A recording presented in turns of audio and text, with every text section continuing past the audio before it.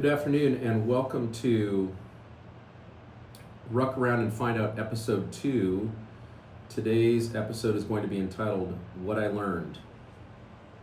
Let me give you first just a quick recap from the first episode. So on December 26, 2022, I was involved in a serious motorcycle accident. I was riding around or on Road 211, which is on the west side of Millerton Lake, technically Madera County, when I wrecked or lost control of my 2023 Ducati Panigale V4 SP2. Thankfully for me, in some respects, my son Mason was on another bike. Thank goodness it was another bike behind me. And so the good news is he was there to render aid and keep me alive. The bad news is he had to witness his dad go down on his bike. I talked about also the $7.5 million lawsuit that I got served with in about May or June of 2023. And then I also talked about what it was like to wake up every day thinking I was going to take my own life for over a year. So now I want to talk about basically what I learned in this whole process. And I've broken this down into roughly 5 different lessons that I want to share with you. And so that's what we're going to do. And I may meander a little bit, probably because I think my Adderall has worn off. But if I do that, then bear with me and I'll try and keep it relatively short. Lesson number 1 is that you cannot depend on the medical system. You need an advocate. The medical system, as we talked last time, totally failed me in this regard. I was at a level 1 trauma center. That was the second hospital where I went. And they were supposed to render care to me, but they essentially, as I shared, checked me out the next day and checked me out with no concussion protocol, no nothing. And thank goodness that I had my wife there, but she'd never been through this process with me or with anyone really before. And if you want to think about it, think about the fact that I got released from a level 1 trauma center here in Fresno with not so much as even a concussion protocol. I had an active brain bleed when I left the hospital, which they said would probably dissipate over time, and other than putting me on blood thinners, they basically did nothing for me. And not only was that probably malpractice, in fact I think it was, but it was more importantly a major problem for me, because I was literally at work the next day. And I think any run-of-the-mill high school football player would have actually gotten more care than I received at that level 1 trauma center. So one of the things that I think is so critical is I feel like you really do need not just you probably aren't the right one to be the advocate, okay? I certainly wasn't. I mean, I was largely compos mentis, I believe, but you really need a third party. In this instance, in my case, it was in the form of Kolette, my sweet wife, but whether it's a friend or a loved one, a spouse, a partner, whatever, you really need a third party. And I want to throw out there, in fact, that even as I progressed through the process, that Kolette attended every medical appointment with me without exception. Because I noticed, particularly because I'd had a traumatic brain injury, that sometimes my perception of a particular doctor's appointment, for example, would have been a little bit different, and probably in many respects, I think it was wrong. It didn't, I wasn't able to process the same way. And I think as part of that, one of the things that happens is that when you're going through this, and then, so just imagine what it would be like if you went by yourself and someone just told you some of these things. I mean, I didn't even have an MRI until almost a year later. I didn't see a competent neurologist until March or April of 2024. And that's my neurologist, my current neurologist at UCSF in San Francisco. And that made all the difference in the world to me. But when a local group did an MRI for me in about, I think it was probably November or so of 2023, of course it didn't really show anything. That MRI, and maybe even a functional MRI or other imaging, should have been done. In fact, the second hospital, the Level 1 Trauma Center, didn't do any imaging. I had the imaging that in the form of a CT scan of my head that had, come along with me, but it was really, really not helpful at all. So secondarily, lesson 2 is going to be basically that different things are going to happen to you in life, and the body, if you will find ways to protect you initially, but you're still going to have to deal with what I would describe as the emotional or mental health side as well. So in my case, I was so preoccupied, I think, with the many things that were going on with me physically. The severed ligament in my right hand. I had 3 surgeries in the span of about 2 months.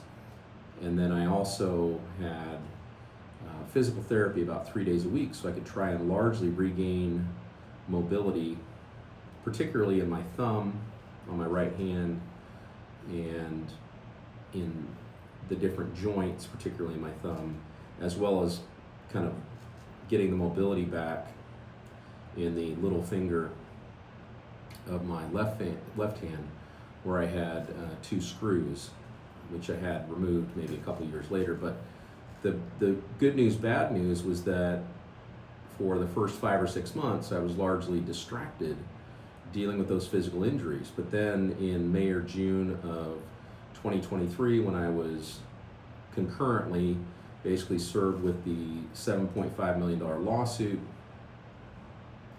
and at the same time had to, that's when the post-concussion syndrome kicked in. And it was during that time that it was brutal. And so what I kind of learned is that, in effect, it's almost like my body bought me a little bit of time combined with my mind because it distracted me. But I think the lesson there, though, is that your body may give you a little bit of a pass, a little bit of might delay things for you, but eventually you're going to have to deal with the harder stuff. You're going to have to deal with the mental health stuff, at least in my case. And so, but that doesn't mean that you shouldn't keep going, and that's going to be part of the lesson. Number 3 is that you really can't white knuckle something like this alone. And that's why I really credit Kolette with saving my life. So in addition to just having an advocate that can be there for you, with you, particularly as you're going through different treatment protocols, if you can get them, and in the beginning, as I said, I didn't, you also need someone that can kind of be there with you every day, particularly if you're having problems, as I did, in connection with post-concussion syndrome or sort of other mental health issues. As I shared with you, I needed to, Kolette literally, and I mean this literally, and she's a tiny person, but relative to me, but she literally had to physically pull me out of bed and basically get me into the shower, help me get cleaned up, and then if she could just get me to my office, as I said in the first episode, I generally felt a lot better because that was sort of my safe place. and things just felt better for me. So, if you don't have someone in your life that can provide that level of care or that help, that's something that I urge you to get.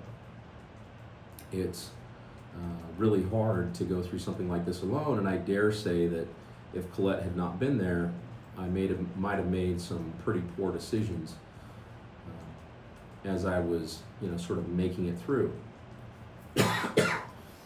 As I shared, I never felt incompetent to practice,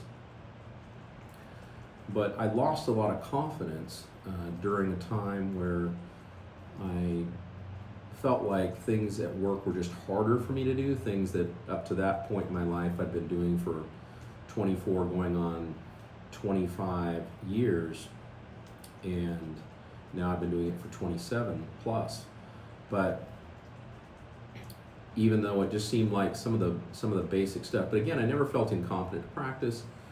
I felt like I was in kind of my zone here, but I really appreciated and really needed someone, though, in part just to not only be there for me, and if you want to think of it, one way you can think of it, I suppose, is that Kolette was able to also just give me, not only to help me keep going when I didn't feel like I could keep going on my own, but I think she was also able to provide me with maybe a level of confidence, because my confidence in this experience was just shattered, and it's not something that is easy for any of us to deal with. So that's lesson 3.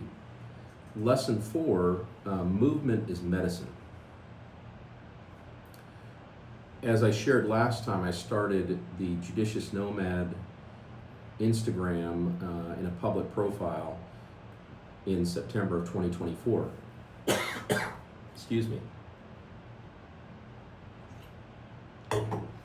And at that time, originally, when I started it, I wasn't necessarily starting it to help anybody except for me. It really served as kind of a form of like therapy. Turns out that I'm self-therapy, albeit, but it turns out I'm what's known as an external processor. And let me just share a little bit about the difference between external processors and internal processors. External processors tend to say things aloud. They will tell you hard things that maybe they are thinking and feeling.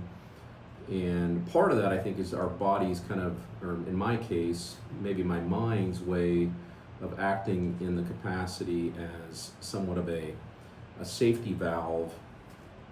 It's really a defensive mechanism, because it allows me to say things that, which again might be disturbing, but I think in the act of being able to verbalize some of these challenges, I really feel better in the process. And so an internal processor, on the other hand, that's a scarier, more tragic situation because of the way that it oftentimes presents or ends, I should say, because the internal processor are those stories that you hear about, and hopefully they're just stories and not something that affected you directly, but it's where you may be texting with a friend, or somebody's texting with a friend, or was on the phone with a friend, and 5 or 10 minutes later you realize that they took their own life.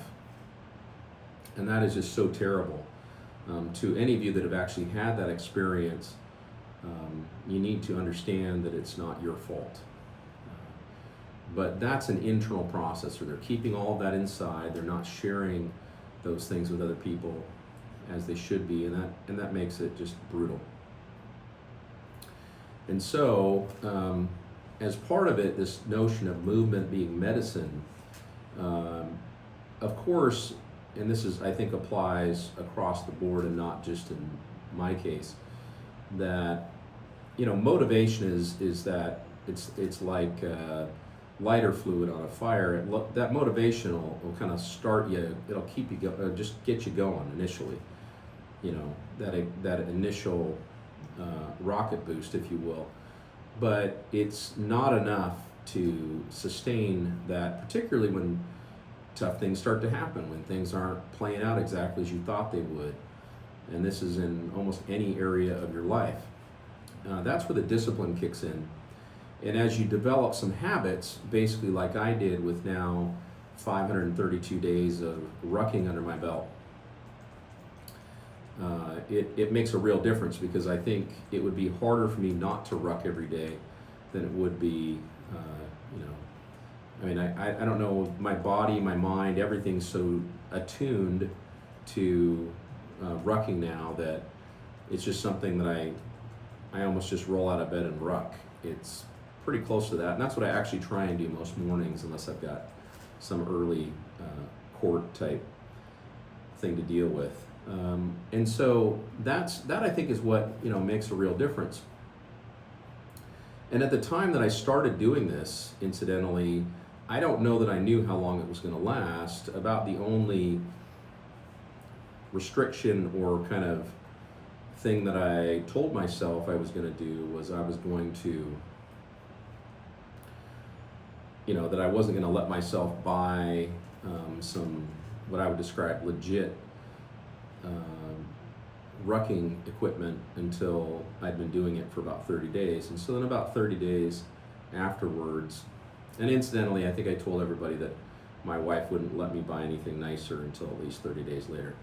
I don't know if that was totally true, but if for public confessions, this is, you know, probably okay.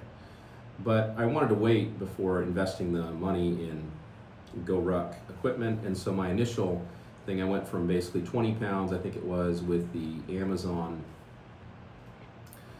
you know, kind of rucking vest that I had, to originally the Go Ruck training weight vest 2.0 with 40 pounds. And I don't, and that's what I've stayed with that same weight. Now they don't make the training weight vest 2.0. They've gone a slightly different direction now with that.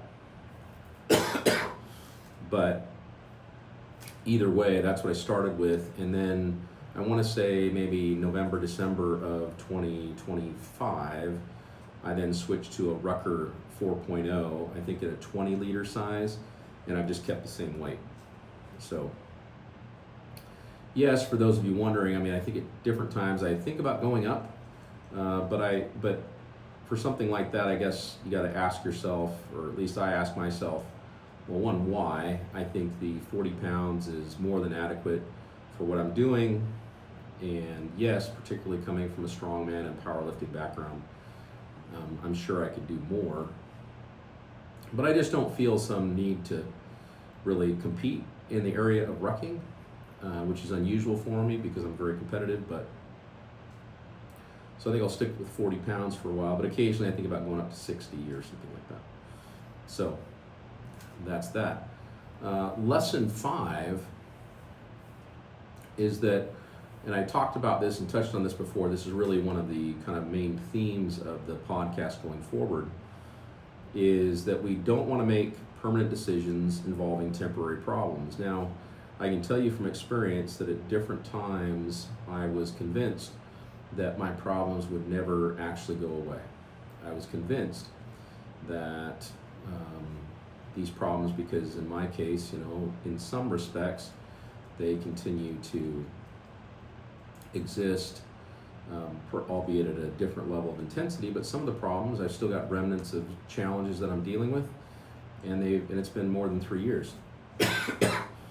So sometimes, whether one is dealing with perhaps what is otherwise described as a terminal illness, something like cancer, or something that's chronic, it does feel like it takes a very long time, but it's still temporary. The only thing that is not temporary is death.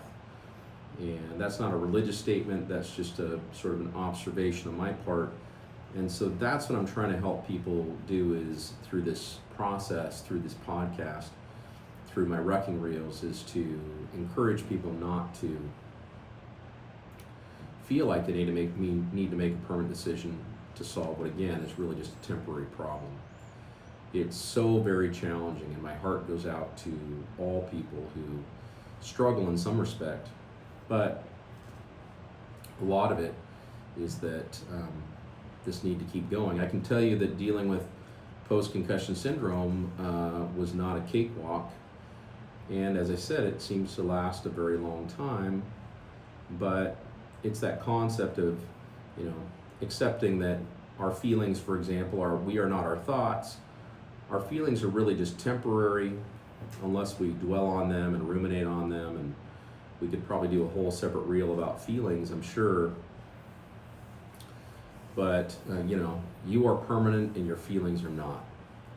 And so I think that's something maybe to kind of keep in mind as we try and reframe problems. And sometimes we notice that if I'm having a particularly tough day, I have the benefit still of having Kolette with me, who can help to maybe let me reframe some of the problems that I'm dealing with or challenges, because there is sometimes this feeling that maybe it'd be okay to give up. But I really don't think well, I know that's not the solution, and I feel good about the fact that I want to keep encouraging others just as I do. And look, I'm just a regular guy. I mean, I have a great life otherwise and really enjoy what I'm doing. But because I still struggle with some of these things, that's really the mission and the focus for me, is to make sure that I can help all of you. Excuse me. So I think, sort of in conclusion, if you will, those are the 5 lessons, at least for today's episode. But this is all centered on my desire to kind of give back. It's something that I remember, not that I necessarily learned it, but was reinforced for me when I had the opportunity to attend Business Mastery with Tony Robbins in Las Vegas in 2019. Everything was still live in those days. It seems like, in a pre-COVID world. And, he really emphasized how, fulfillment really comes from an ability to serve others and to give back. And so, as far as I'm concerned, if I can just help even one person not make a permanent decision about a temporary problem, then that's a win for me. And that's really what I'm trying to do.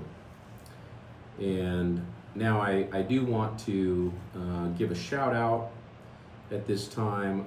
I got in a little bit of trouble last time because I only did a shout out for my granddaughter Ellie, but as to baby George, I'm giving a shout out to him, as well as baby Isabel.